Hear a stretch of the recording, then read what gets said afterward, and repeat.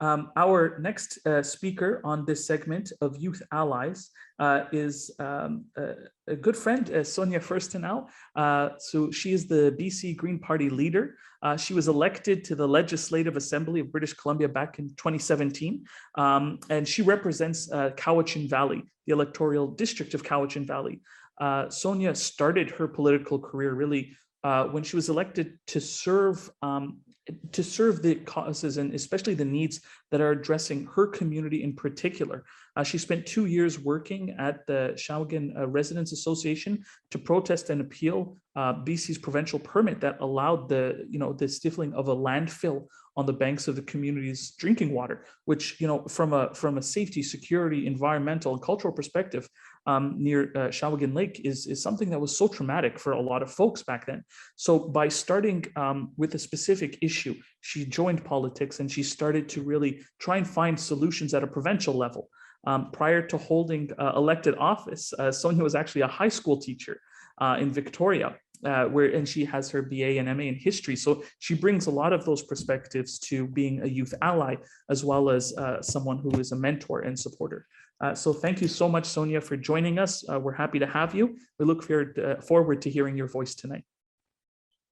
Thank you so much, Yusuf. I'm just so delighted and honored to be invited to participate today.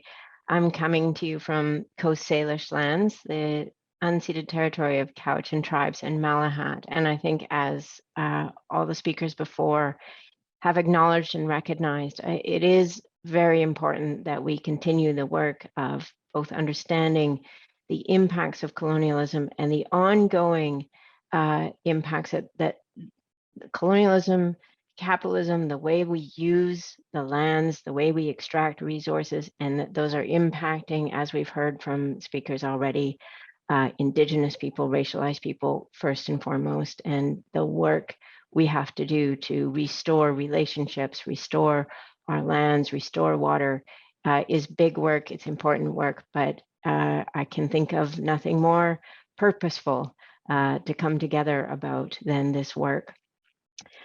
I'm just going to talk a little bit about who I am, and I wear a lot of different hats. I am a mom.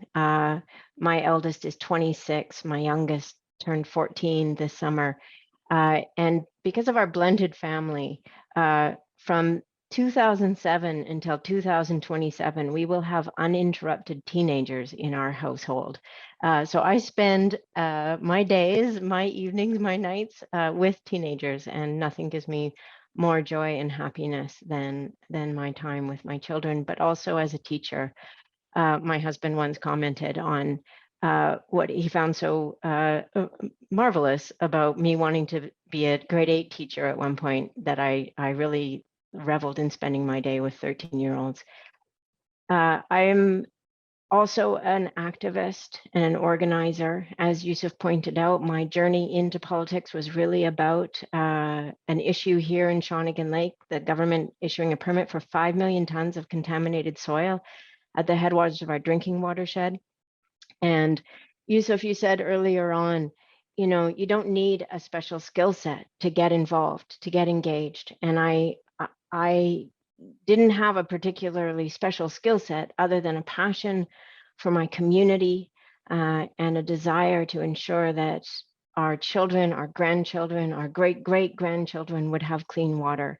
And that energy was really what drove all of our efforts here in Cowichan and in Shawinigan Lake to get that permit revoked, which I'm very proud to say is the first time a permit's been revoked in BC's history. I'm a teacher, as I mentioned earlier. I love my time in classrooms, and since I've been elected, I have always said yes to any invitation to a classroom, any invitation from a young person. And then I've turned that around, and I've invited every young person that I've met with to come and spend the day with me in the legislature, because I think it's so important that young people see themselves and recognize that they have a very important place to be in our legislatures, in our parliaments. Fritz, I was delighted to hear that you're going to be running for nomination in the provincial government in your riding. Before COVID was I was doing the shadows with young people, and the last young person, my 35th in 3 years, to shadow me was Kate O'Connor, and she was 17 at the time.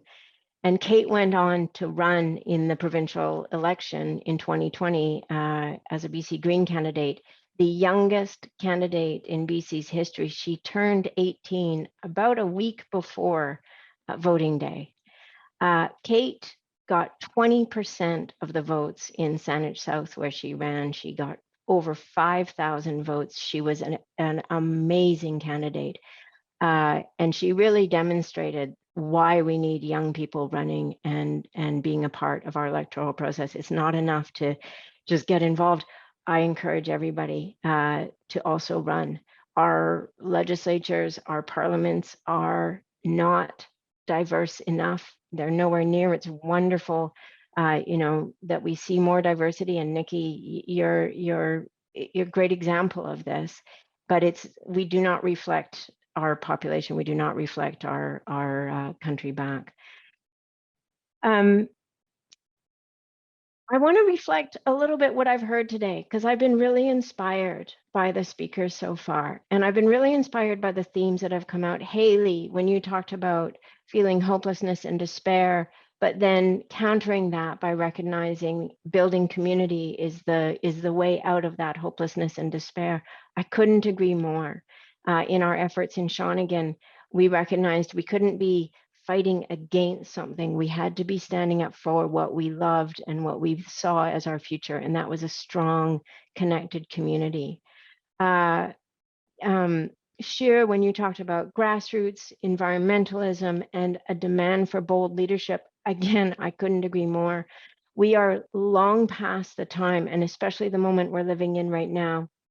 The air is smoky here on Vancouver Island. We are in another heat wave right now. We had the IPCC report come out that says code red for humanity. We are long past the time that politics as usual is going to serve the purposes and the needs that we face today and the challenges that you as youth are inheriting. And so I agree wholeheartedly that we need bold leadership. Fritz, I really liked you talking about political apathy and the fact that there is a real risk, and I feel this risk. I'm very worried about this risk of young people becoming disengaged, throwing their hands up in the air and saying, it doesn't matter who we vote for, it all turns out the same. They might promise one thing when they are running, and then when they get in, they do the opposite. And I think that this is a very significant risk to our democracy, when we have growing apathy, especially amongst youth. And I really think that this is a moment when we as elected people and you, we have to work together to counter that apathy and to ensure that people really do understand that democracy may not be the best system, but as was famously said, it's better than all the rest. We cannot let go of a political system that engages people, that gives citizens the ability to hold leaders and hold elected people to account. And we have to find ways to make that work better. It's really inspiring to hear the response to that growing cynicism and apathy that we're seeing, a leaning in, a getting more engaged, finding tools. Nayali, I know the amazing work you do with Lead Now is so much about this.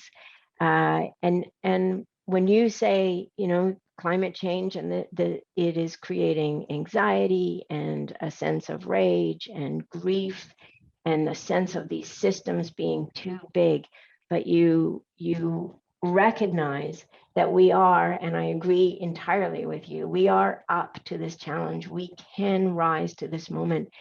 And it comes back to over and over again, the building of community, the coming together.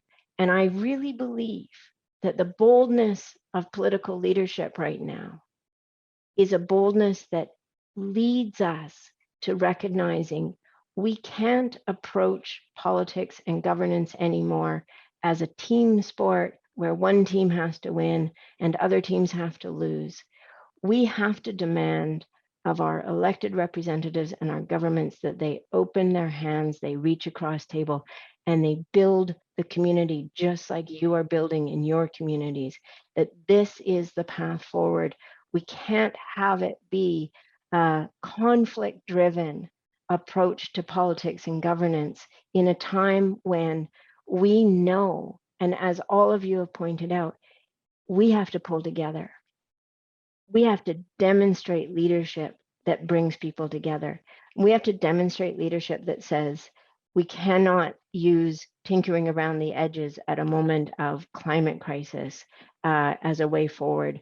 We have to actually sit down at the table, bring all of our solutions to that table, and work out how we are going to work together to implement those solutions, those transformations, as quickly as we possibly can, because this is what the moment we're in calls on us to do. And so I just want to wrap up by saying I am delighted to be here. Yusuf, Abraham, your leadership is incredibly inspiring. You are building community across this country every time you host these events and bring people together. I am so grateful to you for what you're doing. And I think that it is a model of what is needed everywhere. And to all of the speakers that have spoken already, I have to tell you, you've lifted my spirits today. It can be a bit challenging when we as you said, Naomi, when we are seeing these effects of climate change. But I feel more hopeful now than I did before this event started. And I'm very grateful to all of you for what you're doing and what you're bringing to the table. Thank you so much. Thank you, Sonia. You're the one who's doing the real work, and we really appreciate how you take such a care for youth and bringing them into the legislature, showing them, mentoring them. And, you know, again, what we're doing is a team effort. So whether it's my colleague Tarek Tayab or Ibrahim or myself or any of our team, you know, again, we can only accomplish what we do together. And so we thank you for those kind words, Sonia, and for sharing space and time with us tonight. And it really warms my heart that, you know, this has been an uplifting experience, because sometimes, again, you know, this is here in Victoria, actually, there's the air is filled with smoke from the fire in Duncan. So it's like we see this across our province, that the threat is so real, it is so urgent, it is so now. But we always have to maintain hope, and we always have to, with, you know, energy, as they say in Arabic, himma, right? Enthusiasm, keep working and moving forward together to build these solutions. So thank you so much, Sonia, for joining us today.